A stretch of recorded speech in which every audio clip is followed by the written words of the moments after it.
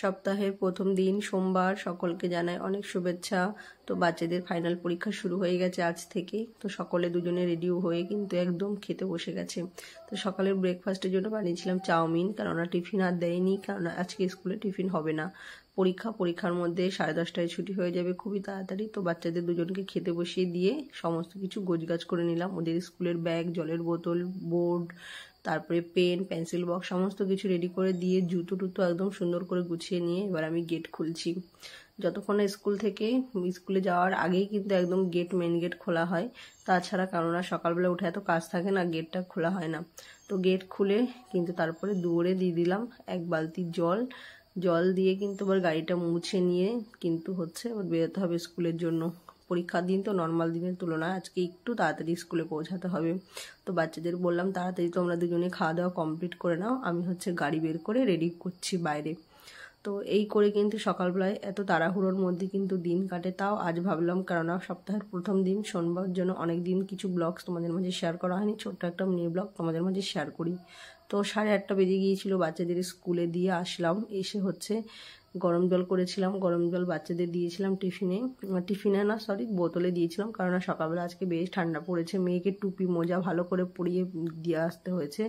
গাড়ি যখন চালাচ্ছিলাম দেখলাম খুব ঠান্ডা পড়েছে। বাচ্চাদের জিনিস বার করেছি, আমি এখন আমার জন্য সেরকম কিছু বার করিনি। সকালবেলা উঠে একটা মোজা আর একটা এমনি সোয়েটার বার করে পরে নিলাম।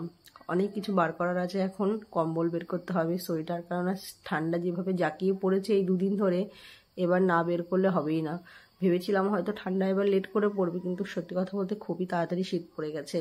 বাদ বাকি গরম জলটা এর মধ্যে ভরে নিয়ে লেবু জল আমার জন্য নিয়ে তারপরে এই যে চাউমিন দেখতে পাচ্ছ, এটা আমার জন্য রেখেছিলাম। আমি অল্প চাউমিন নিয়ে নেব, এটা আমার ব্রেকফাস্ট। তো চলো একটু ছাদে রোদে গিয়ে বসে একটু খাওয়া দাওয়া কমপ্লিট করি সকালের জলখাবার, তারপরে আবার বাচ্চাদের আনতে যেতে হবে। তো দেখতে বেজে গেছে 10টা। চলে আসলাম মেয়েকে স্কুল থেকে নিতে। এই তো মেয়েকে নিয়ে দাঁড়িয়ে পড়েছে স্কুলের মাঠের মধ্যে, কেননা আবার বাড়ি যাব, 10টা 10 হয়ে গেছে। তারপরে আবার 10:30টায় আবার ছেলের ছুটি, তাই 20 মিনিট দাঁড়িয়েই গেলাম, একবারে ছেলেকে নিয়ে বাড়ি যাব। তো এখানে মেয়ে একটু খেলাধুলো করছিল, ছোট ছোট ঘাস তুলছিল, ছোট ছোট ঘাসের মধ্যে সুন্দর সুন্দর ফুল, একদম খুব সুন্দর সুন্দর, চোখে দেখা যায় না এমনি, কিন্তু খুবই ভালো লাগে যখন একদম ছোট ছোট, মানে না দেখাই যায় বললেই চলে।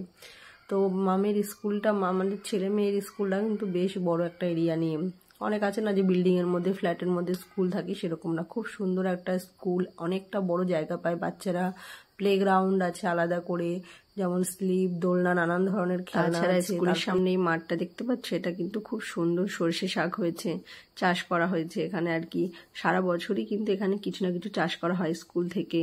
আমি কখনো এই মাঠটা অবশ্য খালি দেখিনি আজ পর্যন্ত। যাই হোক বন্ধুরা, ভিডিওটা তোমাদের মাঝে শেয়ার করলাম, কেমন হয়েছে অবশ্যই জানিও।